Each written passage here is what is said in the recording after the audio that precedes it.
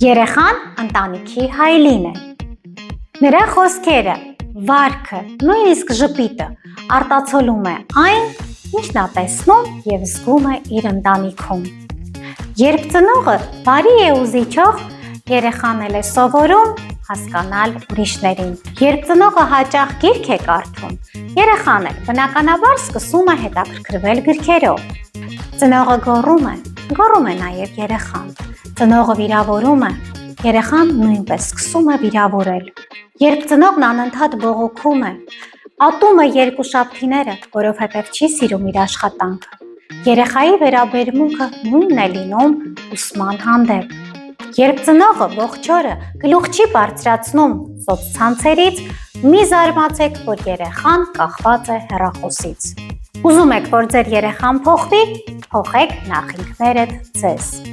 Մեր երեխաները դաստիարակվում են ոչ այնքան մեր խոսքերից, որքան մեր արարքներից։ Եկեք վերանայենք, թե ինչ ենք մենք սովորեցնում մեր երեխաներին մեր օրինակով։ Սպասում եմ ձեր կարծիքներին։